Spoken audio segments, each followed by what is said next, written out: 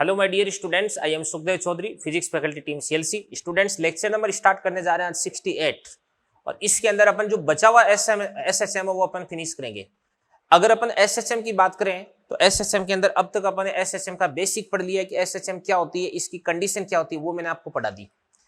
उसके बाद में एसएचएम में विस्थापन अपन किस प्रकार से कैलकुलेट करते हैं, वेग कैसे निकालते हैं, त्वरण कैसे निकालते हैं, बल कैसे निकालते हैं, ये मैंने आपको बता दिया।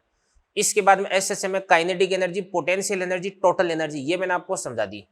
और इन सब का एक्स के साथ में, टी के साथ में संबंध मैंने आपको बता दिया। और इसके साथ में सारी की सारी जो क्वांटिटीज है उनका एक दूसरे के साथ में जो ग्राफिकल रिलेशन है वो भी मैंने आपको समझा दिए। सारे के सारे ग्राफ भी मैंने आपको समझा दिए। इसके बाद में एसएचएम में टाइम पीरियड कैसे निकालते हैं वो मैंने आपको बता दिया। विस्थापन समीकरण कैसे लिखते हैं वो मैंने आपको समझा दिया। ठीक है ना, कई सारे उसके एग्जांपल्स भी अपन ने किए थे।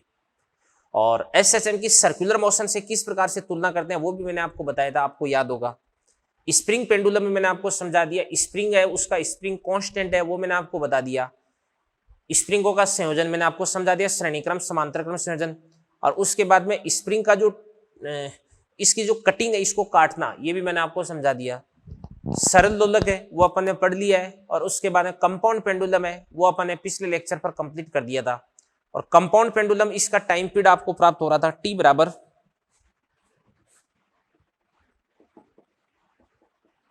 2π√ऑफ IS अपॉन mg/l। अब l क्या होता है अभी, l s और c के बीच की जो डिस्टेंस होती है वो आपके पास में क्या होती है, l होती है। ये बात हो गई बेटा, ठीक है ना, ये चीज हो गई। और उसके बाद मैंने आपको t और l के बीच में ग्राफ भी बना के बताया था। जब l की वैल्यू कितनी होती है, 0 होती है, तो इस स्थिति में टाइम पीरियड कितना होता है, इनफाइनाइट होता है। जब l बराबर प्लस के और माइनस के होता है तो इस स्थिति में आवर्तकाल क्या होता है, न्यूनतम होता है। तो दोनों तरफ दो कटोरेनुमा ग्राफ बनाए थे, एक लाइन खींची थी, वो 4 बिंदुओं पर इंटरसेक्ट कर रही थी। तो उससे मैंने आपको बताया था कि किसी भी कंपाउंड पेंडुलम का 2 बिंदुओं के सापेक्ष जो आवर्तकाल है वो क्या होता है, मिनिमम होता है 2 बिंदुओं के सापेक्ष तो, और 4 बिंदुओं के सापेक्ष जो आवर्तकाल है वो क्या होता है, बराबर होता है। यानी किसी दिए गए आवर्तकाल के संगत आपको 4 पॉइंट्स प्राप्त होते हैं भी, ठीक है। और इसके बाद ये वाला फॉर्मूला अपने पास आ ही गया था, वो तो मैंने आपको बता ही दिया था। चलो अपन इसका अगला नेक्स्ट अपन डिस्कस करते हैं एक क्वेश्चन देखो ध्यान से। क्वेश्चन है कि आपके पास में आवर्तकाल ज्ञात करो। किसका है ये, कोई डिस्क का चकती है,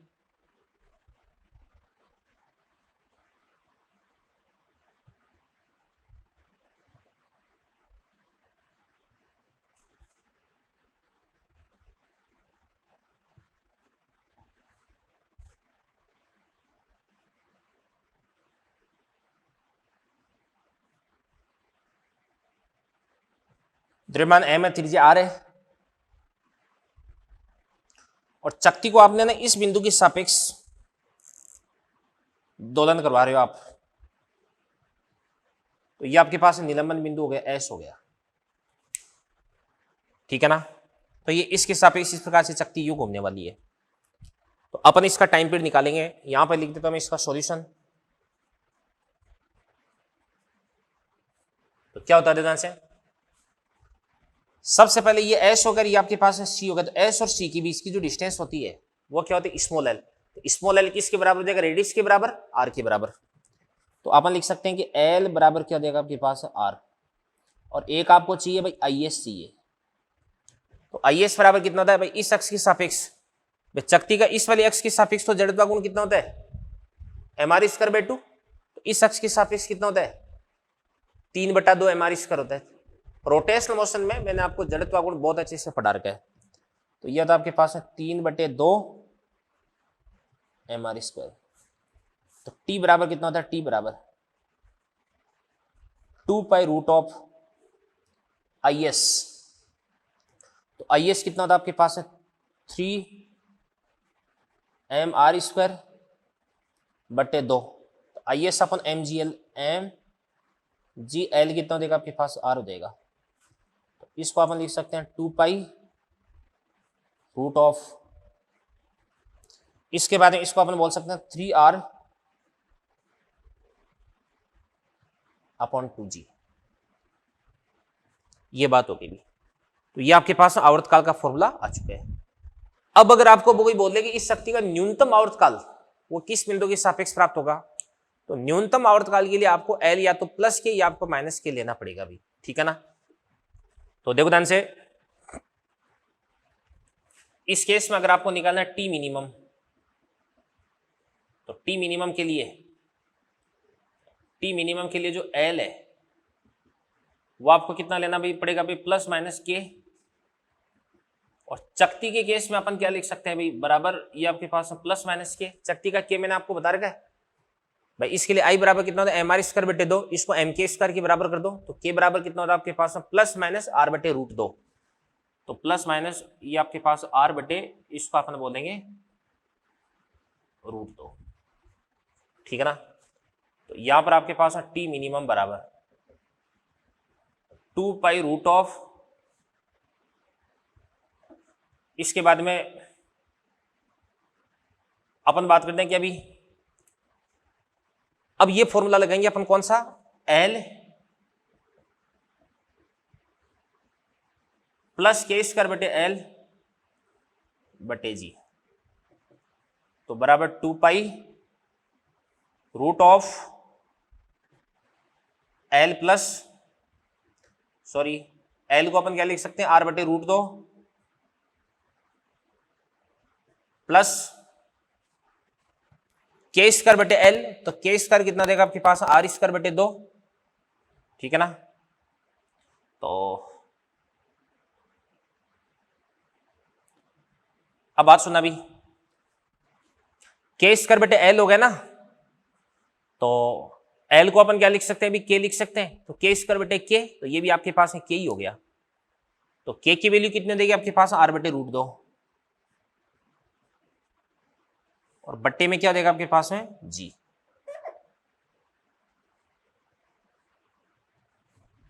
तो यहां से आपके पास है टी मिनिमम बराबर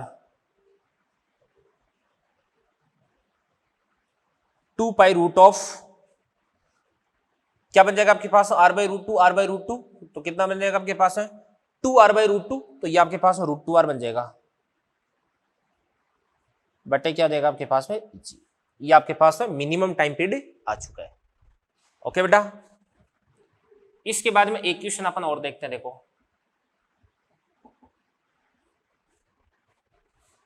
क्वेश्चन ये है, ये तो आपके पास है कोई एक सरल लोलक है,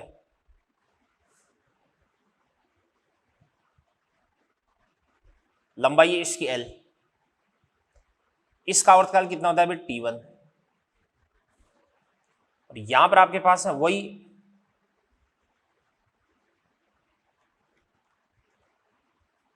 एल लंबाई,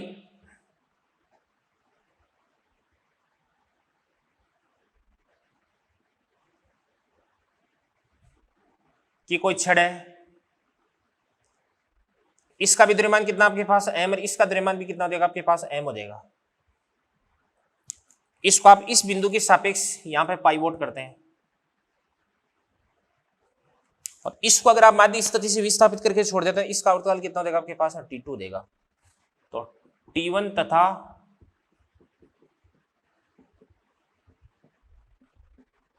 T2 का आपको अनुपात बताना है अभी। तो सबसे पहले T1 तो बहुत इजीली आ जाएगा,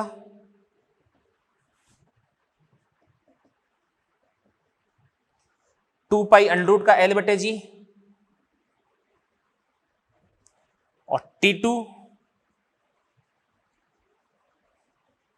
2 pi root of I S upon M G L. S तो आपके पास ये रहा, और इस अक्ष के सापेक्ष छड़ का जड़त्व गुण कितना होता है, एम एल स्क्वायर बटे 3, याद होगा आपको, छड़ का एक सिरे से गुजरने वाले अक्ष के सापेक्ष जड़त्व गुण, तो ये आपके पास एम एल स्क्वायर बटे 3 I S upon M G L. L क्या होता है भाई, एस और सी के बीच की डिस्टेंस, यहां से यहां तक की डिस्टेंस, ये एल बाई 2 हो गया ना, इसको अपन बोलेंगे एल बाई 2, तो एल बाई 2 आ गया।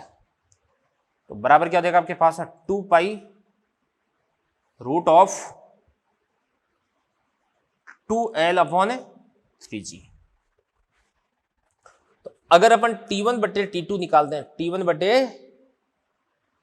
T2, तो कितना हो जाएगा आपके पास, अंडर रूट का 3/2 बन जाएगा। ये आपका आंसर हो गया। और इसके साथ में आपका जो कंपाउंड पेंडुलम है वो बच्चों बिल्कुल फिनिश हो चुका है। और इसके बाद में अपन आगे डिस्कस करते हैं, करें इन चीजों को नोट। तो अपना स्प्रिंग पेंडुलम है वो फिनिश हो चुका है। उसके बाद में अपना सिंपल पेंडुलम कंप्लीट हो गया, कंपाउंड पेंडुलम कंप्लीट हो गया। इसके बाद में एक छोटा सा टॉपिक है जिसको अपन बोलते हैं मरोड़ी लोलक, यानी टॉर्सन पेंडुलम, ठीक है ना। तो वो क्या होता है अभी,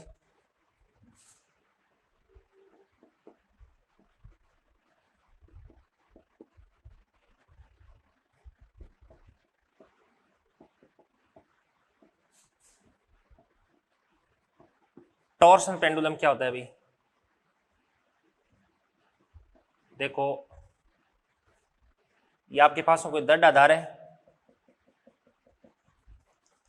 दर्ड आधार से अपन क्या करते हैं, इस प्रकार से कोई भी एक तार बांधते हैं। तार है ये तार है, लंबाई इसकी L है, त्रिज्या इसकी R है, अनुप्रस्थ काट त्रिज्या, और दृढ़ता गुणांक इसका कितना आपके पास है, ईटा है, ठीक है ना। और इसके बाद ध्यान से देखना, देखो इस तार के नीचे यहां पे है ना, अपन ने कोई भी मान के चले एक चकती बांध रखी है।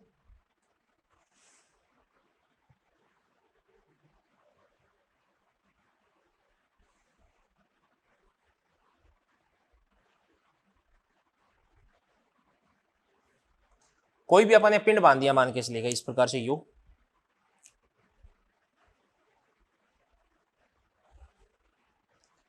ये पिंड हो गया।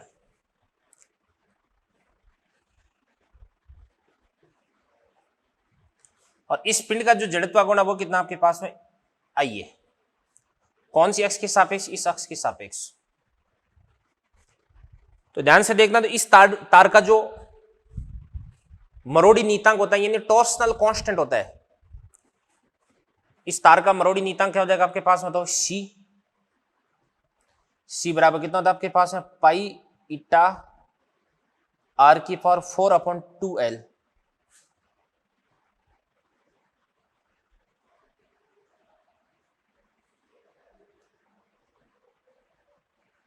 ये हो जाएगा आपका मरोड़ी नीतांक यानी टॉर्सनल कांस्टेंट हो जाएगा ये। कोई बोले ईटा, तो ईटा क्या है, ईटा ये होता है इसका आपका दृढ़ता गुणांक।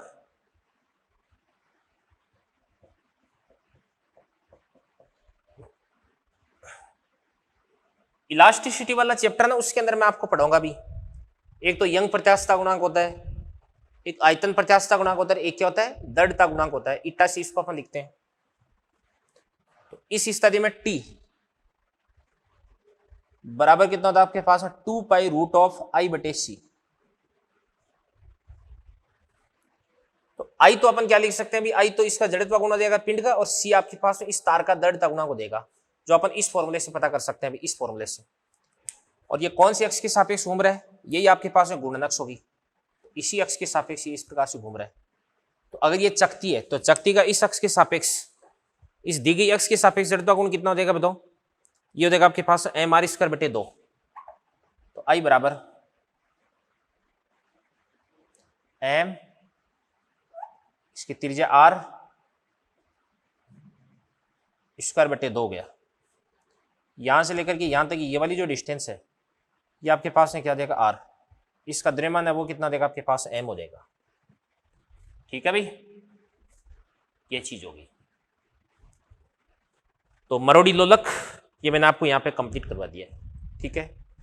इसके बाद में नेक्स्ट अपन डिस्कस करते हैं आगे। देखो आगे डिस्कस करते हैं अपन, जैसे मान के चलेगा ये पृथ्वी है, ठीक है, और पृथ्वी को अपन क्या मान सकते हैं, ठोस गोला।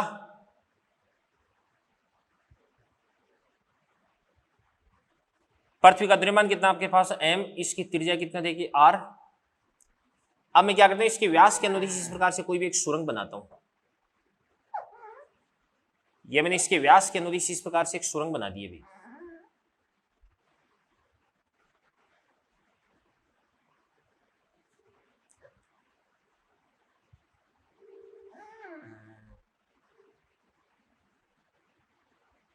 ये व्यास के अनुदिश आपने इस प्रकार से एक सुरंग बना दी और इस सुरंग के अंदर आपने कोई भी एक पार्टिकल छोड़ दिया, तो जैसे मैं इस पार्टिकल को छोड़ूंगा तो पृथ्वी अपने केंद्र के अनुदिश इसको आकर्षित करेगी, तो इस प्रकार से ये यूं एसएसएम करने लग जाएगा, ठीक है ना। तो इसकी एसएसएम का टाइम पीरियड आपको कैलकुलेट करना है, तो कैसे करते हैं देखो ध्यान से। ऐसा करते हैं कि यहां पर जैसे मान के चलिएगा ये आपके पास में सबसे पहले केंद्र है ना, केंद्र पर ई बराबर कितना होता है 0। ई क्या होता है, ग्रेविटेशन वाले चैप्टर अपन ने रिसेंटली पढ़ा है। केंद्र पर गुरुत्वाकर्षण क्षेत्र की तीव्रता ई बराबर 0, इस कारण से एफ बराबर 0, तो ये आपके पास हो जाएगी मीन पोजीशन यानी माध्य स्थिति। अब यहां से एक्स डिस्टेंस पे, यहां से एक्स डिस्टेंस पे कोई भी मैंने एम द्रव्यमान का एक पार्टिकल रख दिया है, इसका द्रव्यमान कितना पार्टिकल का एम हो गया। तो इस स्थिति में इस पे पृथ्वी के केंद्र के अनुदिश क्या लगेगा भी आकर्षण बल, और आकर्षण बल कितना हो जाएगा आपके पास एफ जी। तो केंद्र के अनुदिश आकर्षण बल आपके पास एफ जी, अगर ये जो आकर्षण बल एफ जी है ना वही क्या करेगा भी प्रत्यानयन बल उपलब्ध करवाएगा। तो अपन लिख सकते हैं उदाहरण से एफ जी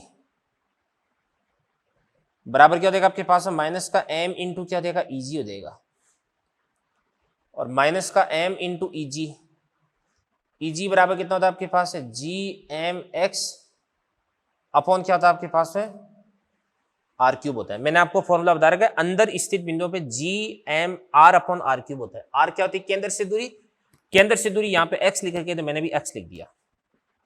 तो आपके पास एफ जी बराबर क्या देगा आपके पास माइनस का G capital M small M, इसके बाद में बटे क्या देगा आपके पास आर क्यूब इंटू क्या देगा एक्स, और इसकी यदि अपन एफ बराबर माइनस के एक्स से तुलना कर देंगे तो के बराबर कितना देगा बताओ, के बराबर बन जाएगा आपके पास है G capital M small M बटे are cube.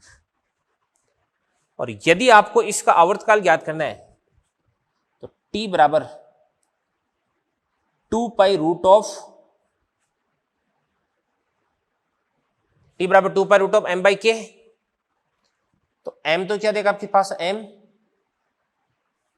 By K, M उसका द्रव्यमान होता है जो पार्टिकल एस एस एम कर रहा है, एस एस एम कौन कर रहा है स्मॉल एम बटा के, और के बराबर कितना होता है G capital M small M बटे क्या होता है आपके पास आर क्यूब होता है बराबर।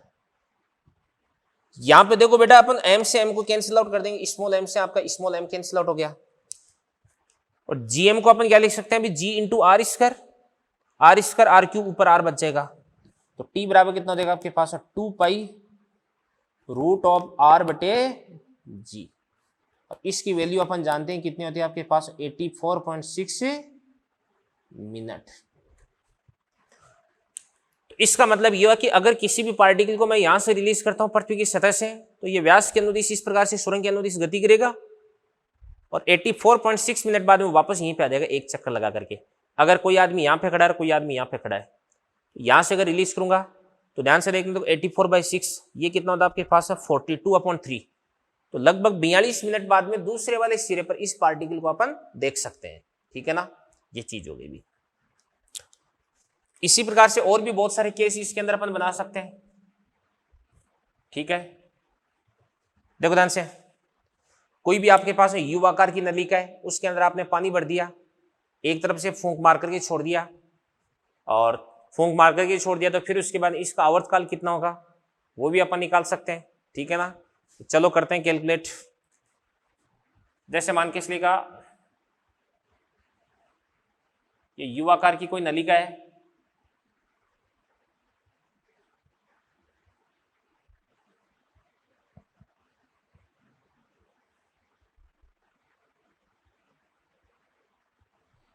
यू आकार की कोई नलिका है, और इसके अंदर मेरे को क्या करना है अभी पानी भरना है। मैंने यहां तक इसके अंदर पानी भर दिया एच साइड तक,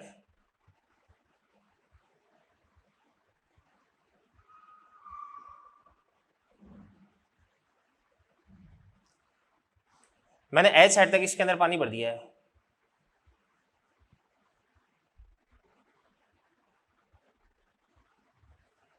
अब सुनना ध्यान से देखो, मान के चलेगा इस ट्यूब का जो एरिया ऑफ क्रॉस सेक्शन है, अनुप्रस्थ काट क्षेत्रफल, वो कितना देगा आपके पास ए, है ना। तो इसके अंदर कितना लिक्विड बराबर, उस लिक्विड का द्रव्यमान आपको निकालना है, ठीक है ना। आपने को चाहिए होगा द्रव्यमान, द्रव्यमान बराबर क्या होता है आपके पास, आयतन गुणा घनत्व है। तो आयतन कितना होता है, आयतन एरिया इंटू लंबाई, एरिया तो कितना देगा आपके पास ए,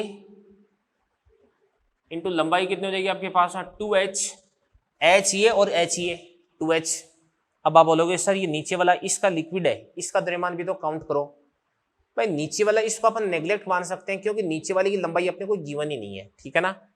तो 2ah, ठीक है ना, और इसके बाद में आयतन गुणा घनत्व, ये तो आपके पास द्रव्यमान हो गया। ओके, अब क्या होता है सुनो ध्यान से।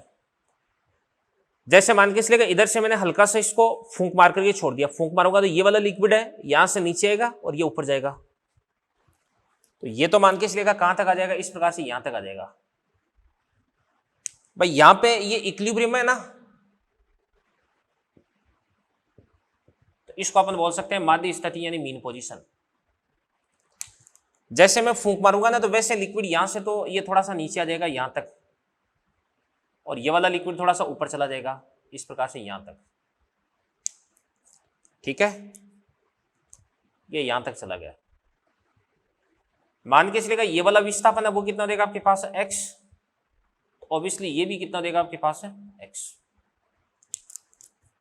अगर मैं यहां से इस प्रकार से कोई एक लाइन ड्रॉ करता हूं तो ये लाइन यहां तक पहुंचती है, तो इधर तो लिक्विड यहां तक है, इधर की तरफ जो लिक्विड है वो यहां तक है, तो इधर लिक्विड की एक्स्ट्रा लेंथ है वो कितना देगी आपके पास है 2x हो जाएगी। तो इधर की तरफ आपके पास जो अतिरिक्त द्रव्य है, एक्स्ट्रा लिक्विड है, उसका जो वेट है, उसका जो भार है, वो भार ही यहां पे क्या करेगा भाई, इसको प्रत्यानयन बल उपलब्ध करवाएगा। तो अपन लिख सकते हैं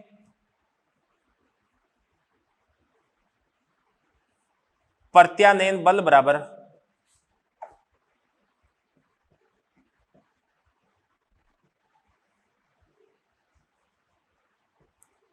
अतिरिक्त द्रव्य का भार। तो F बराबर अतिरिक्त द्रव्य का भार अपने को निकालना है, इस वाले का, तो कितना हो जाएगा अभी mg। तो m कैसे निकाल सकते हैं भाई, इसका द्रव्यमान एरिया इंटू लंबाई 2x, ये तो आपके पास वॉल्यूम हो गया, वॉल्यूम इंटू क्या देगा आपके पास है डेंसिटी, ये द्रव्यमान हो गया, इंटू क्या देगा आपके पास है g। इसके आगे माइनस का साइन लगा देंगे अपन। माइनस का साइन क्यों, क्योंकि ध्यान से देखना, देखो ये इसको मैंने विस्थापित किया नीचे की तरफ, तो ये लिक्विड विस्थापित हुआ नीचे, और इस स्थिति में भाई ये लिक्विड तो गया ऊपर की तरफ और इस पे भार लगता है नीचे की तरफ। इस वाले पार्ट की अगर अपन बात करें तो ये तो गया ऊपर और इस पे लगता है नीचे की तरफ। F आ गया, F बराबर माइनस के एक्स लिख दो। तो यहां से आपके पास है K बराबर कितना देगा आपके पास है 2a रो इंटू जी, और T बराबर कितना था आपके पास है 2 pi root of K by एम। तो T बराबर 2 pi root of m by K, तो m कितना देगा आपके पास है 2a rho upon 2a rho into जी, तो 2 पाई रूट ऑफ h बटे, ये आपके पास है टाइम पीरियड आ गया अभी, ठीक है ना। समझ में आ गया होगा, करो इन सारी की सारी चीजों को नोट, बढ़ते हैं फिर अपन आगे। चलिए बच्चों, इसके बाद में अपन डिस्कस करने जा रहे हैं, देखिएगा मुक्त दोलन, अवमंदित दोलन, पर्णोदित दोलन व अनुनाद, ठीक है ना। अब नीट में इसमें क्वेश्चन आने के चांसेस कम होते हैं, बट फिर भी एनसीईआरटी में टॉपिक दे रखा है, इस कारण से इसको अपन इग्नोर नहीं कर सकते। तो इसके कुछ रिजल्ट्स हैं, इंपॉर्टेंट रिजल्ट्स मैं आपको बताऊंगा, वो आपको ध्यान में रखने डायरेक्टली। तो देखो ध्यान से क्या क्या होता है ये मुक्त, अवमंदित, पर्णोदित दोलन व अनुनाद। सबसे पहले अपन बात करते हैं मुक्त दोलन की। तो नाम है टॉपिक का मुक्त दोलन, इंग्लिश में इसको अपन बोलते हैं फ्री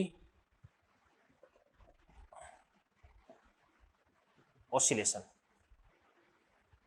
अब बात सुना भी, इस स्थिति में जो पिंड है उस पर केवल और केवल कौन सा बल लगता है भी? प्रत्यानयन बल लगता है।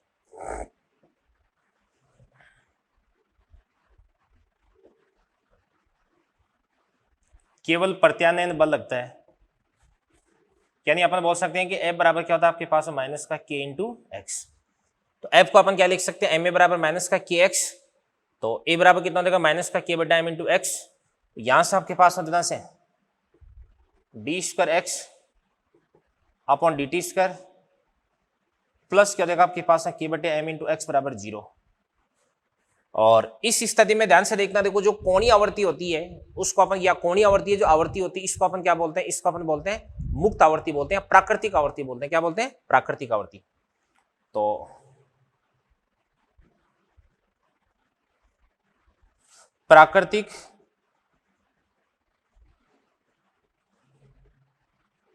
कोणीय आवर्ती, इसको अपन बोल देते हैं ओमेगा नॉट बराबर कितना होता है आपके पास? अंडरूट का K बटा M होता है, ये होता है अभी, ठीक है ना।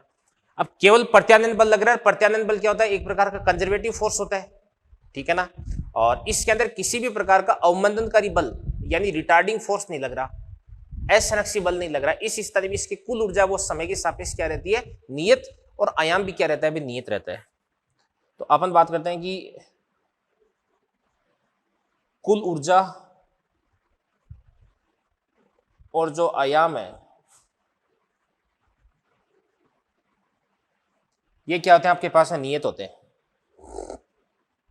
और विस्थापन का समीकरण लिखना था आपके पास x बराबर कितना होता है आपके पास? a, और इसके बाद में साइन, और यह हो जाएगा आपके पास ओमेगा नॉट टी, और इसके बाद में प्लस क्या हो जाएगा?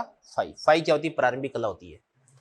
तो बात सुनना भी, अगर एसएचएम करते पिंड पर केवल और केवल प्रत्यानयन बल लग रहा है, इसके अलावा कोई बल नहीं लग रहा, तो इस स्थिति में ये जिस आवर्ती से दोलन करता है उसको अपन बोलते हैं प्राकृतिक आवर्ती। इसका आयाम और कुल ऊर्जा समय के सापेक्ष नियत होते हैं, ठीक है ना। ऐसे दोलनों को अपन क्या बोलते हैं? मुक्त दोलन बोलते हैं। क्या बोलते हैं? मुक्त दोलन, ठीक है ना। अब सुनना ध्यान से, देखना, देखो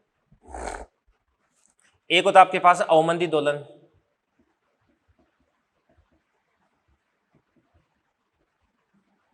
अवमंदित दोलन को इंग्लिश में अपन बोलते हैं डैम्प्ड ऑसिलेशंस। क्या होता है अभी? इस स्थिति में पिंड पर है ना प्रत्यानयन बल तो लग ही रहा है, साथ साथ में एक अवमंदित बल भी लगने लगता है। यानी F बराबर कितना हो जाता है आपके पास? माइनस का KX तो पहले था ही, और साथ साथ में अवमंदनकारी बल लगने लग जाता है। और जो अवमंदनकारी बल होता है वो वेलोसिटी यानी वेग की क्या होता है? समानुपाती होता है, ठीक है ना। तो अपन लिख सकते हैं ध्यान से, आपके पास F रिटार्डिंग होता है, वो समानुपाती होता है आपके पास में माइनस का V, तो माइनस का V हो गया, तो प्रपोर्शनल चिन्ह हटाएंगे तो माइनस का B इंटू V आ जाएगा। और यहाँ पे जो B होता है, इस B को अपन क्या बोलते हैं? अवमंदन नीतांक बोलते हैं। क्या बोलते हैं? अवमंदन नीतांक, ठीक है ना। ये बात होगी।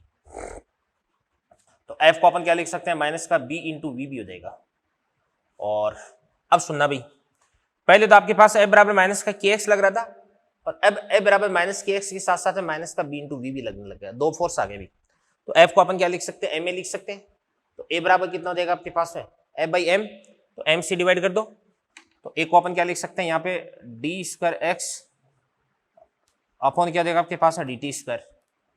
इसके बाद माइनस का इधर आकर के प्लस का देगा, तो प्लस का क्या देगा आपके पास? B बटे M, और V को अपन क्या लिख सकते हैं? D x upon D T, और प्लस ये आपके पास में क्या देगा अभी? K बटे M इंटू क्या देगा? X बराबर क्या देगा? 0 देगा। ये अवकल समीकरण बन गया, ठीक है ना। और इसकी जो आवृत्ति होती है उस आवृत्ति को अपन वो आवृत्ति लिखते हैं अपन। तो इस स्थिति में जो कोणीय आवृत्ति है,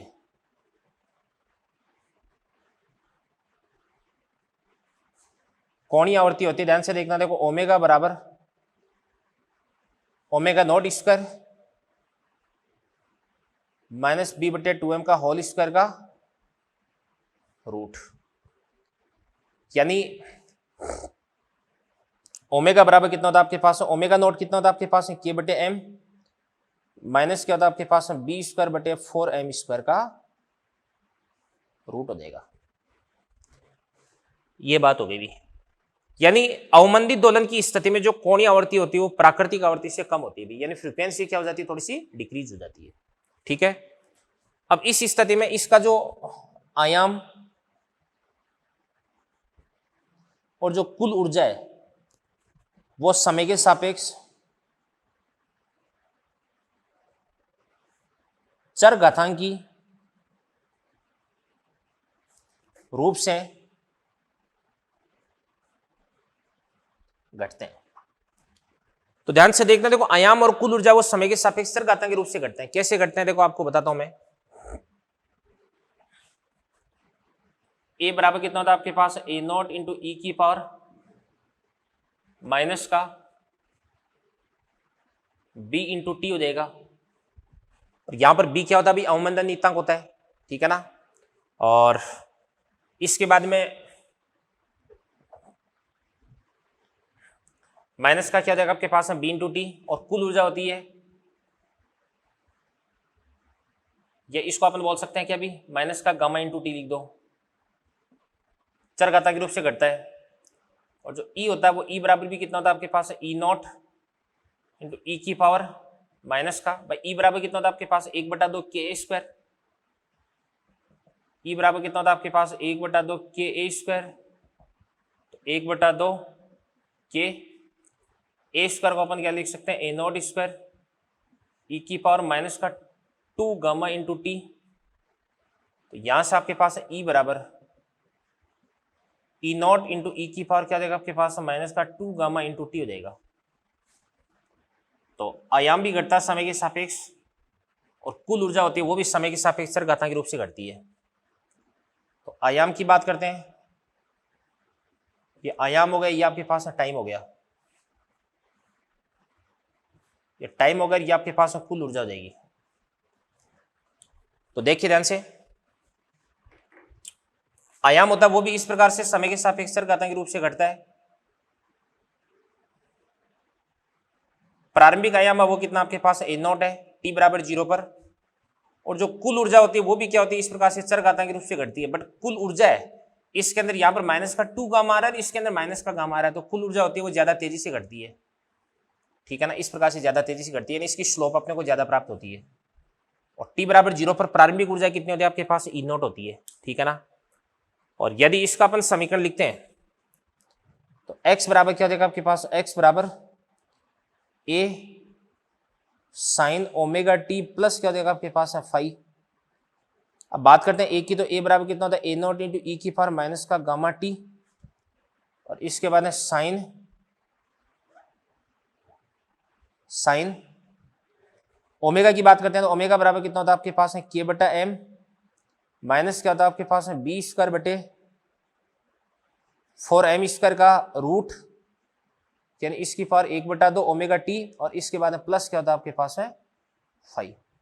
ये आपके पास में विस्थापन समीकरण आ जाएगा। ठीक है ना, तो यहाँ पे आपको ज्यादा कुछ ध्यान में नहीं रखना, आपको इतना सा ध्यान रखना है कि अवमंदित दोलन में प्रत्यानयन बल के साथ साथ में एक अवमंदित बल भी लगने लग जाता है। इसकी कोणीय आवृत्ति इतनी होती है, और कुल ऊर्जा और आयाम समय के सापेक्ष कुल ऊर्जा और आयाम समय के सापेक्ष दोनों चर घातांकी रूप से इस प्रकार से यूं घटते हैं। तो इन चीजों को करें नोट, इसके बाद में अपन पढ़ेंगे प्रणोदित दोलन इसी के अंदर। तो बच्चों मुक्त दोलन और अवमंदित दोलन के बाद में अगला अपन पढ़ते हैं प्रणोदित दोलन। तो मुक्त दोलन है, इसके अंदर जो किसी प्रकार का अवमंदनकारी बल अनुपस्थित होता है, इस कारण से इसकी कुल ऊर्जा और आयाम समय के सापेक्ष नियत होते हैं। अवमंदनकारी बलों की उपस्थिति में अवमंदित दोलन होते हैं, तो इस स्थिति में कुल ऊर्जा और आयाम समय के सापेक्ष चर घातांकी रूप से घटते हैं। जैसे मान के चलिएगा कोई भी सिंपल पेंडुलम है, इस सिंपल पेंडुलम को अगर अपन मान के चलिएगा दोलन करवा के छोड़े, तो क्या ये अनंत समय तक दोलन करता रहेगा क्या? नहीं, कुछ समय पश्चात ये रेस्ट में आ जाता है। रेस्ट में क्यों आ जाता है? क्योंकि इसके आसपास में वायु मौजूद है, इस वायु का इस पर घर्षण लगता है, और वायु के घर्षण की वजह से हर समय ये कुछ एनर्जी लॉस करेगा, और एनर्जी लॉस की वजह से इसका आयाम और कुल ऊर्जा घटेगी, और कुछ देर बाद में ये रेस्ट में आ जाएगा, विरामावस्था में आ जाएगा। ठीक है ना, ये बात होगी भी। अब अगर अपन किसी भी एक्सटर्नल पीरियोडिक फोर्स यानी बाह्य आवर्ती बल अगर इस पर अपन आरोपित कर दें, तो बाह्य आवर्ती बल क्या करेगा, इसको एनर्जी सप्लाई करता रहेगा, ठीक है ना। तो जिससे ये इस बाह्य आवर्ती बल के प्रभाव में ये दोलन करता रहेगा भी, ठीक है ना। तो अब अपन बात करते हैं पर्णोदी दोलन।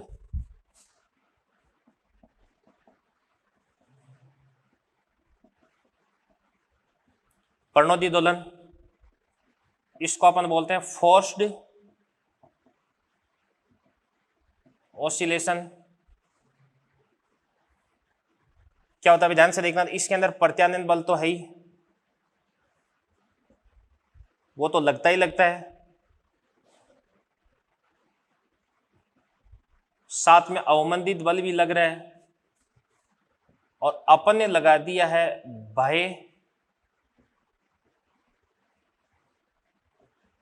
आवर्ती बल। तो F बराबर क्या हो जाएगा, ये तो आपके पास माइनस का kx, ये माइनस का bv होता है, और इसको आपने लगा दिया भी, ये आपके पास F नॉट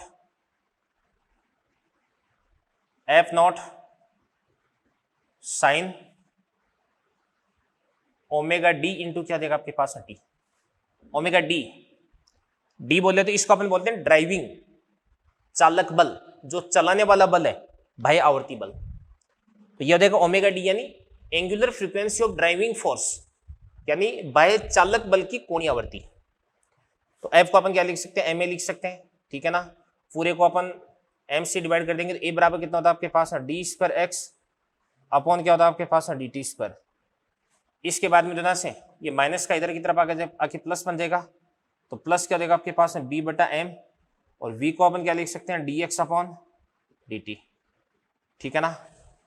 और इसके बाद में ध्यान से ये माइनस का के एक्स माइनस का प्लस बन जाएगा, तो प्लस का क्या देगा आपके पास है के बटा एम इंटू क्या देगा एक्स, और इसके बाद में बराबर F not sine omega D into क्या देगा आपके पास टी हो जाएगा, ठीक है ना। ये इसका अवकल समीकरण बन गया, ठीक है। और यहां पर आपके पास में ओमेगा डी, इसको अपन बोलते हैं ड्राइविंग फ्रीक्वेंसी, यानी मतलब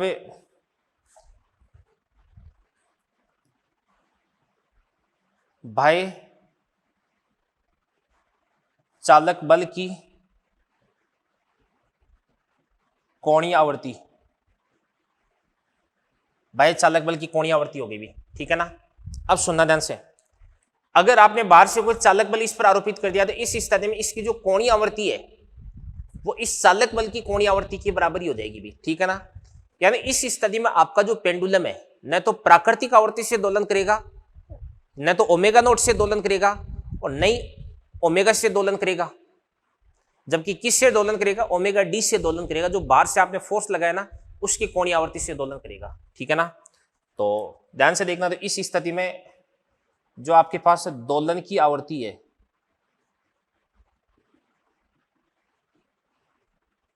वो कितने होता है आपके पास, ओमेगा डी होती है, ठीक है ना।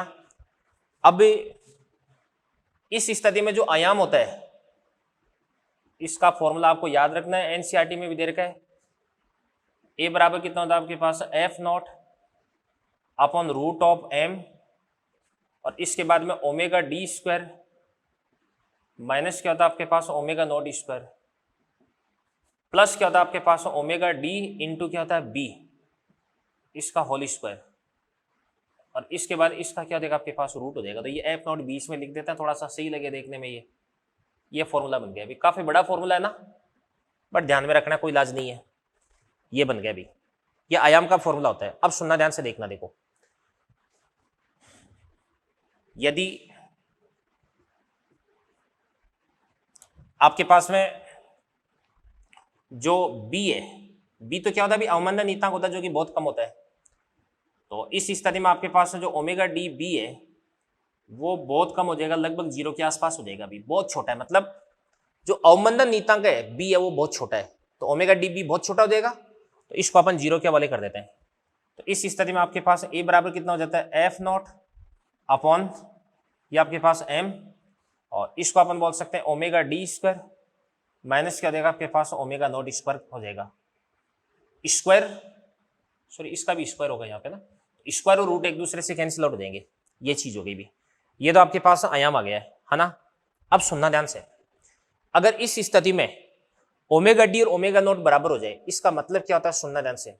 Omega D is the angular frequency of driving force, बाहर से आपने जो फोर्स लगाया उसकी कोणीय आवृत्ति होगी, और ओमेगा नॉट दोलन की प्राकृतिक आवृत्ति होगी। तो प्राकृतिक आवृत्ति वो है जिससे आपका पेंडुलम दोलन करना चाह रहा है, और ओमेगा डी ये angular frequency of driving force हो गई, तो ये वो कोणीय आवृत्ति है जिससे बाह्य बल दोलन करवाना चाह रहा है। तो जिस आवृत्ति से आपका पेंडुलम दोलन करना चाह रहा है उसी से बाह्य चालक बल दोलन करवाना चाह रहा है, तो दोनों की फ्रीक्वेंसी बराबर होगी। तो अपन लिखते हैं कि माना कि ओमेगा डी बराबर कितना देगा आपके पास, ओमेगा नॉट। दोनों अगर बराबर हो जाएगा तो इस स्थिति में आयाम ए बराबर कितना देगा आपके पास है, अनंत। ओमेगा डी और ओमेगा नॉट बराबर होगा तो ये आपके पास है 0 हो गया, तो एफ नॉट बटा 0 अनंत हो गया, आयाम अनंत हो गया। और जब आयाम अनंत हो जाता है इसको अपन क्या बोलते हैं भाई, इसको अपन बोलते हैं अनुनाद। क्या बोलते हैं, अनुनाद। तो जब प्राकृतिक आवृत्ति और चालक आवृत्ति दोनों बराबर हो जाती है तो इस स्थिति में आयाम अनंत पर पहुंच जाता है, यानी आयाम मैक्सिमम हो जाता है, इसको अपन बोलते हैं अनुनाद की स्थिति। तो ये आपके पास हो जाएगा अनुनाद, यानी रेजोनेंस की कंडीशन हो जाएगी भाई, ठीक है ना। और अगर आपके पास है जो ओमेगा डी और बी ये नेग्लिजिबल नहीं है तो इस स्थिति में इसको अपन क्या कर सकते हैं भाई, इसको अपन हटा सकते हैं, ठीक है ना, ये हटा दिया अपन ने। तो इस स्थिति में F not upon omega D into B हो जाएगा, स्क्वायर और रूट एक दूसरे को कैंसिल आउट कर देंगे, ठीक है बच्चों। तो ये आपके पास में क्या हो गया, इसका आयाम हो गया। और ये आपका जो प्रणोदित दोलन है वो प्रणोदित दोलन भी फिनिश हो गया है, ठीक है। और अपन समझ सकते हैं इन चीज़ों को अच्छे से। अब ज़्यादा इंपॉर्टेंट तो ये नहीं है, बट फिर भी एनसीईआरटी में ये टॉपिक्स दे रखे हैं तो मैंने आपको डिस्कस करवा दिए हैं। आपको जितना ये समझ में आता है, जितना आपको ध्यान में रहता है, उतना आप इसको ध्यान में रखना, ठीक है ना। उसके बाद में अपन डिस्कस करते हैं नेक्स्ट। अगला टॉपिक अपना रहेगा सरल आवर्त गतियों का अध्यारोपण। तो इसको करें एक बार आप नोट। हाँ तो बच्चों इसके बाद में अपन डिस्कस करते हैं सरल आवर्त गतियों का अध्यारोपण। जब दो या दो से ज्यादा एसएचएम एक दूसरे पर सुपर इम्पोज की जाती है, मतलब ये कि कोई भी पार्टिकल है अगर उस पर एक से ज्यादा प्रत्यानयन बल एक साथ लग रहे हैं तो इस स्थिति में उसकी परिणामी सरल आवर्त गति किस प्रकार की होगी, ये मैं आपको यहाँ पे बताने वाला हूँ, ठीक है ना। तो अपनी हेडिंग है सरल आवर्त गतियों का अध्यारोपण, ठीक है ना। अध्यारोपण का मतलब होता है दो या दो से ज्यादा सरल आवर्त गतियां मिलकर के एक परिणामी एसएचएम बनाती है, ठीक है ना। तो देखो अपनी हेडिंग है सरल आवर्त गतियों का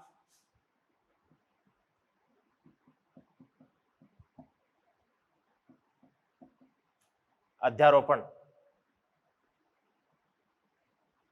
सरल आवर्त गतियों का अध्यारोपण, ठीक है भाई।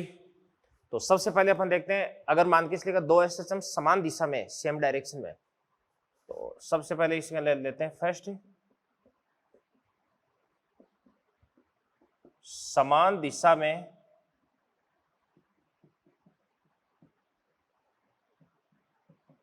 अध्यारोपण, ठीक है भाई। अब सुनना ध्यान से देखना, देखो मान के इसलिए आपके पास है दो एसएचएम है। पहली एसएचएम तो जाएगी आपके पास x1 बराबर a1 साइन ओमेगा टी, और दूसरी हो जाएगी आपके पास x2 बराबर a2 साइन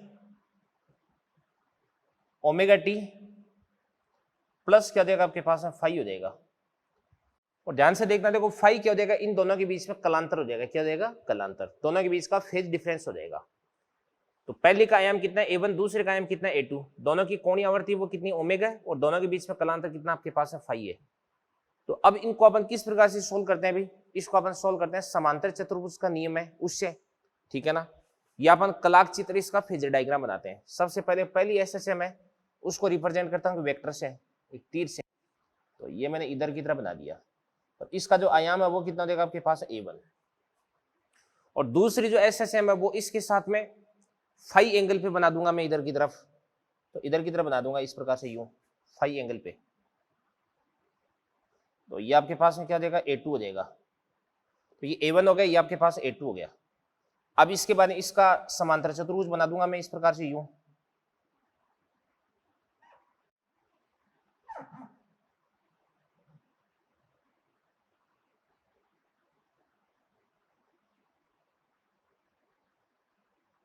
ये इस प्रकार से मैं समांतर चतुर्भुज बना दूंगा, ये समांतर चतुर्भुज बनकर के तैयार हो गया। ये अगर A1 है तो ये भी आपके पास में क्या देगा A1, और ये अगर आपके पास A2 है तो ये भी आपके पास में क्या देगा A2 देगा।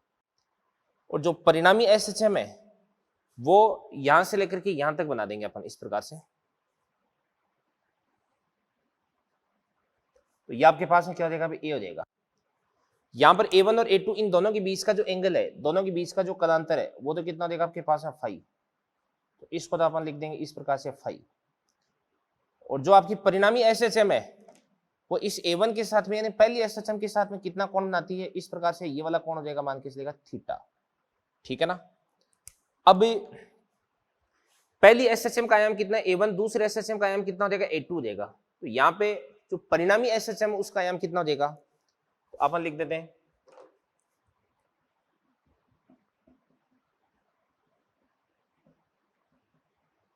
परिणामी आयाम क्या देगा आपके पास है A बराबर A1 square plus A2 square plus 2A1 A2 cos phi का रूट हो देगा। ये बात होगी भी। तो A बराबर कितना देगा A1 square plus A2 square plus 2A1 A2 cos phi का रूट हो देगा। और ये वाला फॉर्मूला मैंने आपको वेक्टर वाले चैप्टर के अंदर भी बता रखा है। और इसी प्रकार से आपके पास में यदि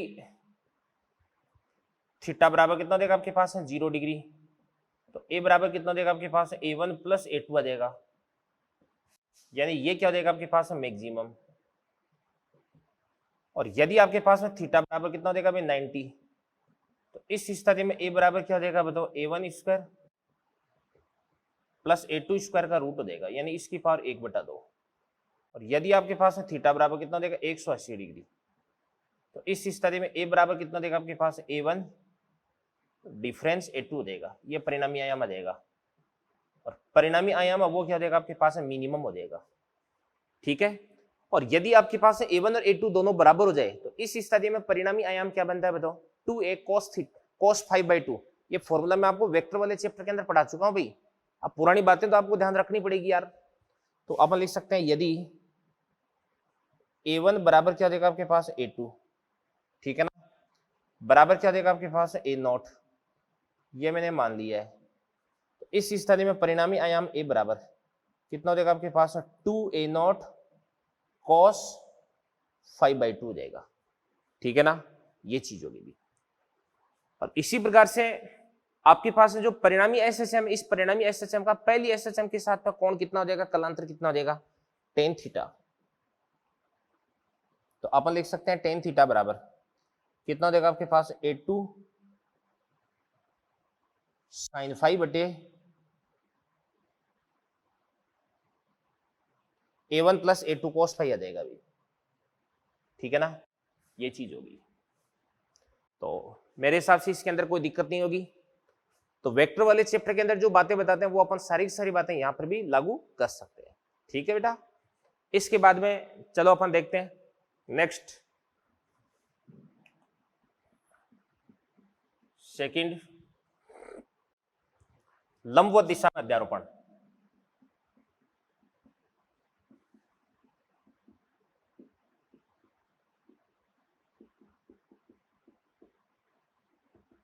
लंबवत दिशा में अध्यारोपण। तो लंबवत दिशा में अध्यारोपण में देखिएगा ध्यान से देखो। सबसे पहले इसके अंदर अपन देखते हैं कि पहली जो SHM है वो तो क्या देगा आपके पास x बराबर A1 sin ओमेगा t। ठीक है ना। इसके अंदर एक केस देखते हैं, एक केस यानी दोनों के बीच में कलांतर फाई बराबर कितना आपके पास है 0 डिग्री है। ठीक है ना, ये तो फर्स्ट केस बन गया भाई इसके अंदर कि दोनों के बीच में जो कलांतर है वो कितना देगा आपके पास है 0 डिग्री। ठीक है ना। तो x1 बराबर कितना देगा आपके पास, x बराबर कितना देगा A1 sin ओमेगा t। और इसी प्रकार से लंबवत दिशा की बात करें ना, यानी ये तो x अक्ष के अनुदिश SHM करेगा, और एक आपके पास आ जाएगा y बराबर क्या देगा आपके पास A2 sin ओमेगा t। तो फर्स्ट SHM है वो तो x अक्ष के अनुदिश हो रही है और दूसरी SHM y अक्ष के अनुदिश हो रही है, तो दोनों एक दूसरे के लंबवत है। और दोनों के बीच में कलांतर कितना है 0, तो फाई बराबर 0, यानी ये भी sin ओमेगा t, ये भी आपके पास है sin ओमेगा t हो गया। ठीक है ना। इसके बाद इन दोनों को अपन क्या करते हैं, एक दूसरे से डिवाइड करते हैं। एक दूसरे से डिवाइड करेंगे तो आपके पास में क्या बन जाएगा y बटे क्या देगा आपके पास x। बराबर क्या हो जाएगा आपके पास A2 बटे ये आपके पास A1 हो गया। तो यहां से आपके पास y बराबर क्या हो जाएगा आपके पास A2 बटे A1 इंटू क्या हो जाएगा आपके पास x हो जाएगा, ठीक है ना, ये चीज होगी। और अपन जानते हैं कि y बराबर क्या होता है mx होता है। अब यहां पर m क्या होती है, ढाल होती है, क्या होती है, ढाल, और x y बराबर mx, यानी जो इक्वेशन है वो कैसा हो जाएगा, सरल रेखीय बन जाएगा। कैसा बन जाएगा, सरल रेखीय, ठीक है ना। तो इस स्थिति में जो रिजल्टेंट SHM है, मतलब जो पार्टिकल है उसकी जो परिणामी गति है वो कैसी होगी, सरल रेखीय पथ पर होगी, ठीक है ना। और इसके बाद में सेकंड अपन देखते हैं, इसके अंदर सेकंड क्या, बी देखते हैं अपन। बी देखते हैं कि आपके पास फाइव बराबर कितना हो जाएगा, 90 डिग्री। तो 90 डिग्री में व्यवधान से x बराबर क्या हो जाएगा आपके पास A1 साइन ओमेगा टी, और y बराबर कितना हो जाएगा आपके पास A2 cos omega T by sine omega T plus 90। तो साइन ओमेगा टी प्लस 90 क्या होता है, cos ओमेगा टी होता है, तो मैंने लिख दिया cos ओमेगा टी लिख दिया अभी, ठीक है ना। अब सुनना ध्यान से, देखो मैं क्या करता हूं, यहां से आपके पास है साइन ओमेगा टी बराबर कितना हो जाएगा x अपॉन A1, और यहां से आपके पास है cos ओमेगा टी बराबर कितना होता है y अपॉन A2, ठीक है ना। यहां से साइन ओमेगा टी निकाल लिया, यहां से आपने cos ओमेगा टी निकाल लिया, दोनों को स्क्वायर करके जोड़ दो, तो आपको मालूम है कि sine square theta plus cos square theta कितना होता है, 1 होता है। तो ये आपके पास में क्या बन जाएगा, तो से x अपॉन या x स्क्वायर अपॉन क्या देगा आपके पास A1 स्क्वायर, प्लस क्या देगा आपके पास y स्क्वायर अपॉन क्या देगा, इसको अपन बोलेंगे A2 स्क्वायर, और बराबर क्या देगा आपके पास में 1, ठीक है ना। और ये वाला जो समीकरण है वो कैसा बन जाएगा बताओ, इसको अपन बोलेंगे दीर्घवृत्ताकार बोलेंगे, क्या बोलेंगे, दीर्घवृत्ताकार। तो ये तो सरल रेखीय हो गया, और ये आपके पास में दीर्घवृत्ताकार हो गया। तो इसको लिख देता हूं मैं,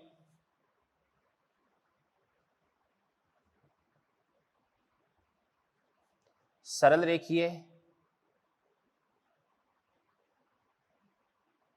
दीर्घवृत्ताकार, यानी इस स्थिति में जो पार्टिकल है वो दीर्घवृत्ताकार पथ पर गति करता है, और यदि A1 और A2 का मान बराबर हो जाएगा तो इस स्थिति में इस पार्टिकल का जो परिणामी पथ है वो कैसा हो जाएगा बताओ, वर्ताकार हो जाएगा। कैसा हो जाएगा, वर्ताकार, ठीक है ना बच्चों। तो करें इन चीजों को नोट, बढ़ते हैं फिर अपन आगे।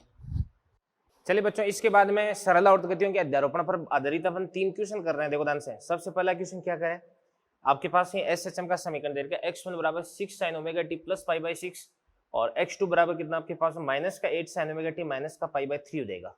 तो आपको जो परिणामी SHM है वो आपको फाइंड आउट करनी है भाई, ठीक है ना। तो बहुत ही आसानी से इसको अपन सोल्व कर सकते हैं। तो कैसे करते हैं सोल्व, देखो ध्यान से, देखिएगा यहाँ पे आपके पास में x1 x2 इन दोनों का आपको फेजर डायग्राम बनाना है, यानी कलाक चित्र बनाना है। अब कलाक चित्र कैसे बनाते हैं वो मैं आपको समझाता हूँ। देखो सबसे पहले इसके अंदर आपको इस प्रकार से एक लाइन बनानी है, और ये वाली जो लाइन है ये 0 डिग्री लाइन को बताती है भाई, ये 0 डिग्री लाइन है, इसको बोल दो आप 0 डिग्री लाइन है ये, ठीक है ना। मतलब ये क्या हो जाएगी आपके पास एक प्रकार की रेफरेंस लाइन हो जाएगी, ठीक है, ये रेफरेंस लाइन होगी। अब आगे बढ़ते हैं अपन, देखो सबसे पहला क्या कह रहा है भाई, x1 बराबर 6 sin ओमेगा टी प्लस कितना देगा, पाई बाई 6 हो जाएगा। तो प्लस पाई बाई 6, यानी इससे आपको प्लस डायरेक्शन चलना है, प्लस का मतलब एंटी क्लॉकवाइज चलना है अभी, यानी इस लाइन से आपको पाई बाई 6 यानी 30 डिग्री आगे की तरफ चलना है, और तीर की लंबाई बनानी है आपको कितने भी 6। तो इधर की तरफ बना दो एक तीर जिसकी लंबाई 30 डिग्री पे, तो 30 डिग्री हो गया ये, इस तीर की लंबाई बना देते हैं अपन कितनी, 6। और इसके बाद x2 बराबर कितना हो जाएगा आपके पास माइनस का 8 sin ओमेगा टी प्लस कितना हो जाएगा, माइनस कितना हो जाएगा, पाई बाई 3। अब बात सुना भी, देखो ये तो आपके पास साइन होता है, ऊपर की तरफ इधर की तरफ क्या होता है कोस, इधर की तरफ क्या होता है माइनस का साइन, इधर की तरफ क्या होता है माइनस का कोस होता है। तो याद रखना, इधर की तरफ क्या होता है साइन, इधर की तरफ कोस, साइन का उल्टा माइनस साइन, और कोस के नीचे माइनस का कोस होता है, ठीक है ना। अब इस प्रकार से ये आपके पास डॉटेड लाइन होगी, यहाँ पे क्या रहा आपके पास माइनस का साइन है, तो माइनस का साइन मतलब इस लाइन पे खड़े हो जाओ, ओमेगा टी माइनस का पाई बाई 3, पाई बाई 3 कितना होता है 60 होता है। तो आपको क्या करना है, इससे 60 पीछे की तरफ चलना है, माइनस है ना, यानी आपको क्लॉकवाइज चलना है अभी, ठीक है ना। तो इससे 60 डिग्री के एंगल पे आ जाएंगे अपन इस प्रकार से यू, ये 60 डिग्री पे आ गए, और ये वाला जो तीर है इसकी लंबाई कितना देगी आपके पास 8 हो जाएगी। अब ये वाला जो एंगल है ये तो कितना देगा आपके पास है 30, और ये वाला एंगल कितना देगा आपके पास बताओ 60। सरल रेखा की एक तरफ टोटल कितना एंगल बनता है भाई 180, 60 और 30 कितना हो जाएगा 90, तो इन दोनों के बीच का एंगल कितना हो जाएगा 90 हो जाएगा। कितना देगा 90। फिर उसके बाद इन दोनों का रिजल्टेंट अगर अपन निकालते हैं तो रिजल्टेंट अपन कैसे बना सकते हैं, इस प्रकार से यूं करके यूं बना देंगे, तो रिजल्टेंट इस प्रकार से इधर की तरफ यूं आ जाएगा भी, ये परिणामी SHM आ जाएगी। और परिणामी जो SHM है वो मान के चलेगा इसके साथ में कितना एंगल बनाती है, इसको अपन बोल देंगे अल्फा बोल देंगे, कुछ भी बोल देंगे अपन, ठीक है ना। और परिणामी जो SHM इसका आयाम कितना देगा आपके पास A। 6 और 8 दोनों एक दूसरे के परपेंडिकुलर हैं, तो A बराबर कितना देगा, A बराबर 6 स्क्वायर 36, 8 स्क्वायर कितना देगा 64, 36 64 कितना देगा 100, और 100 का रूट कितना देगा आपके पास है 10, तो A बराबर कितना देगा आपके पास है 10, ठीक है ना। ये तो परिणामी आयाम आ गया। इसके बाद में बात करते हैं अल्फा की बात करते हैं, तो यहां से आपके पास में क्या देगा 10 अल्फा, 10 अल्फा बराबर, अब 10 अल्फा बराबर कितना देगा आपके पास 8/6, तो 8/6 यानी कितना देगा आपके पास है 4/3, तो यहां से आपके पास अल्फा बराबर कितना देगा बताओ 53 डिग्री आ जाएगा। कितना देगा 53 डिग्री। अब अगर इसकी एक्स एक्स के साथ में बात करते हैं तो ये तो कितना देगा आपके पास 30 डिग्री, और ये कितना देगा 53, तो 30 और 53 कितना होता है, 30 और 53 होता है आपके पास 83 होता है। कितना होता है 83, ठीक है ना। तो परिणामी SHM है, इसको अपन लिख सकते हैं x बराबर a कितना देगा आपके पास है 10, इसके बाद है साइन ओमेगा टी और प्लस टोटल एंगल कितना देगा आपके पास है 83 डिग्री हो जाएगा। ये लो जी, ये परिणामी SHM का समीकरण आ गया। अगला देखते हैं अपन, x बराबर कितना देगा 3 sin ओमेगा टी और y बराबर कितना देगा 4 sin ओमेगा टी। तो परिणामी SHM निकाले तो दोनों के एक दूसरे से डिवाइड कर दो, तो कितना देगा आपके पास y/x बराबर कितना देगा आपके पास है 4/3, तो y बराबर कितना देगा आपके पास है 4/3 इंटू x, और अपन जानते हैं y बराबर क्या होता है mx होता है, तो m बराबर कितना देगा आपके पास है 4/3, और m बराबर क्या होता है tan थीटा होता है, तो tan थीटा बराबर 4/3 यानी थीटा बराबर कितना देगा आपके पास है 53 डिग्री हो जाएगा। तो परिणामी SHM इस प्रकार की यूं हो जाएगी भी, ये x हो गया, ये y हो गया, x और y हो गया, और x अक्ष के साथ में 53 डिग्री के एंगल पे आपको इस प्रकार से एक SHM बनानी। ये आपने SHM बना दी है, ठीक है ना, ये SHM हो चुकी है भाई बस। और ये वाला जो एंगल है ये कितना देगा आपके पास है 53 डिग्री। मतलब सीधी सी बात होगी कि पार्टिकल है वो इस प्रकार से इस पथ पर यूं SHM गति करता है, सरलावट गति करता है, और पार्टिकल की जो गति का मतलब पार्टिकल इस प्रकार से यू SHM करता है, पार्टिकल की गति का जो पथ है वो पथ किधर की तरफ हो जाएगा, तो x अक्ष के साथ में 53 डिग्री के एंगल पे होगा अभी। ओके, अगला क्वेश्चन अपन देखते हैं। देखो अब की बार आपके पास 3 SHM होगी, तो यहां से अपन सीख चुके हैं कि यार सदिशों को ही तो जोड़ना है, तो चाहे 3 सदिश है, चाहे 4 सदिश है, चाहे 5 सदिश है, अपन फेजर डायग्राम मेथड से कितने भी सरल आवर्त गतियां दे रखी आपको तो उन सबको अपन सोल्व कर सकते हैं। तो पहला क्या करेगा, x1 बराबर कितना हो जाएगा 10 sin ओमेगा टी। तो चलो अपन एक काम करते हैं यार, इसके अंदर अपन इस प्रकार से u बनाते हैं। देखो u, ये इधर की तरफ तो क्या देगा आपके पास है 0, 90 और ये आपके पास 180। मैं आपको बता चुका हूं इधर की तरफ साइन होता है, इधर की तरफ कोस होता है, इधर की तरफ माइनस का साइन होता है। तो x1 बराबर कितना हो जाएगा 10 sin ओमेगा टी। तो इधर की तरफ मैं एक वेक्टर बना दूंगा जिसकी लंबाई कितनी है 10। x2 बराबर कितना देगा आपके पास है 6 cos ओमेगा टी।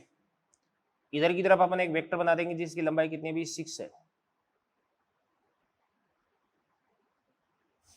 x3 बराबर कितना देगा माइनस का 2 sin ओमेगा टी।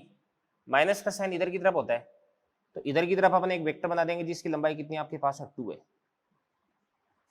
अब सुनना ध्यान से देखना, देखो कि 10 और 2 ये दोनों एक दूसरे के अपोजिट में है, तो 10 और 2 का रिजल्टेंट इधर की तरफ कितना जाएगा 8 आ जाएगा। तो इसको अपन इधर की तरफ क्या लिख देंगे भी 8 लिख देंगे, ये आपके पास 8 हो गया। अब मैं इसको भी मिटा सकता हूं, इसका भी कोई काम नहीं है, और अब मैं इसको भी मिटा सकता हूं, इसका भी कोई काम नहीं, क्योंकि दोनों का रिजल्टेंट यहां पर मैंने बना दिया, दोनों का परिणामी मैंने यहां पर आपको बना के बता दिया भाई, ठीक है। अब ये 6 आ गया, 8 आ गया, अब तो बस कोई दिक्कत वाली बात नहीं है। तो परिणामी है वो इस प्रकार से इधर की तरफ यूं आ जाएगा, इसको अपन बोलेंगे ए, और ये वाला एंगल कितना देगा आपके पास है थीटा। तो यहां पर आपके पास ए बराबर 6 स्क्वायर कितना देगा आपके पास है 36, 8 स्क्वायर कितना देगा 64, 100 का रूट कितना देगा आपके पास है 10।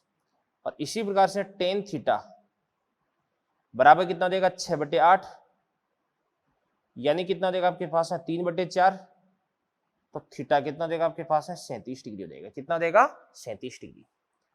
तो अब आपके पास है एक्स बराबर ए कितना देगा 10 साइन ओमेगा टी प्लस कितना देगा आपके पास है 37 डिग्री हो जाएगा अभी, ठीक है ना। तो ये मैंने आपको 3 क्वेश्चन इससे समझा दिए हैं, और तीनों क्वेश्चन अगर आपने बहुत अच्छे से समझ लिए तो इस स्थिति में सरल आवर्त गतियों के अध्यारोपण से संबंधित कोई भी क्वेश्चन आपका कभी भी गलत नहीं हो सकता। तो इनको करें नोट, बढ़ते हैं फिर अपन आगे। तो बच्चों इसी के साथ में आपकी जो सरल आवर्त गति है उसका थ्योरेटिकल पोर्शन कंप्लीट हो चुका है। अब मैं आपको मॉड्यूल की क्वेश्चन सब टिक करवा देता हूं। मैंने आपको पहले भी बोल दिया कि मॉड्यूल की क्वेश्चन आपको स्टार्ट कर देना है, तो उम्मीद करता हूं आप लोगों ने काफी क्वेश्चन सोल्व कर लिए होंगे।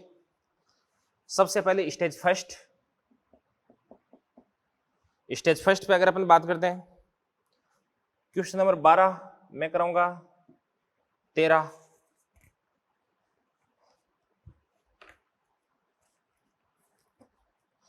17, 21 और फिर उसके बाद में बाकी तो कोई दिक्कत वाली बात नहीं है। एक क्वेश्चन नंबर 34 भी देख सकते हो।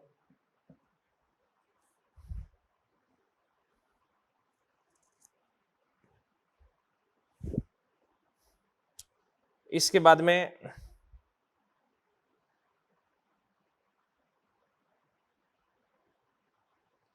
फोर्टी 43 बता देता हूं, चलो।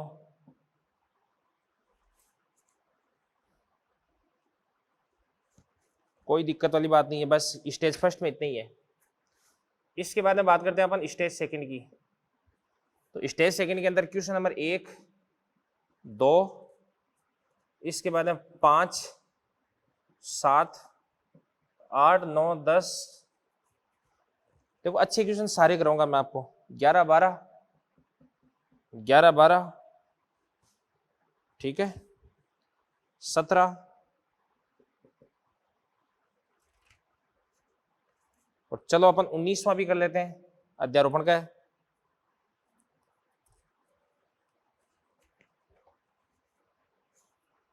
उन्नीस के बाद में अगला क्वेश्चन आपका कौन सा, 26, 30, 31,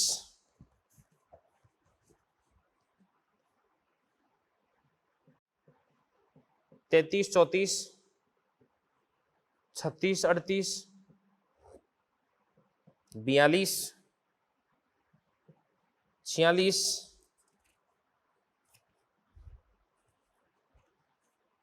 46 के बाद में 67,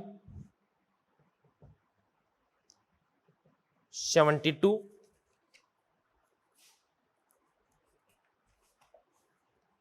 74, 75, 78, ये स्टेज सेकंड थी। इसके बाद में बात करते हैं अपन स्टेज थर्ड की। क्वेश्चन नंबर 1, 2, 7, 1, 2, 7 और 10, 14, 15, 10, 14, 15, 16, 18, 20, है ना। 20 के बाद में कोई है क्या, बस इतने ही है भाई। और बाकी जो स्टेज फोर्थ के अंदर प्रीवियस ईयर के क्वेश्चंस दे रखे हैं, तो ये वाले क्वेश्चंस तो आपको सीएलसी की यूट्यूब चैनल पे आपको मिल जाएंगे, जहां पे प्रीवियस ईयर के क्वेश्चंस हैं उनका सबका सॉल्यूशन करवा रखा है, ठीक है बेटा। तो ये वाले क्वेश्चंस अपन अगले लेक्चर पर डिस्कस करेंगे। और अगले लेक्चर पर अपन अपना जो SHM है इसका काम अपन फिनिश कर देंगे पूरी तरह से। तो ठीक है बेटा, thank you very much, all the best. बढ़िया से एकदम पहले आप मॉड्यूल है उसको डिस्कस करें, उसको आप सोल्व करें अच्छे से, और फिर उसके बाद में जो जो आपकी डाउट्स है, मेनली तो आपकी डाउट्स यही रहेगी भी, ठीक है ना। और फिर उसके बाद में आपको क्या करना है, उसके बाद में ये सारी चीजें मैं आपको सोल्व करवा दूंगा, ठीक है।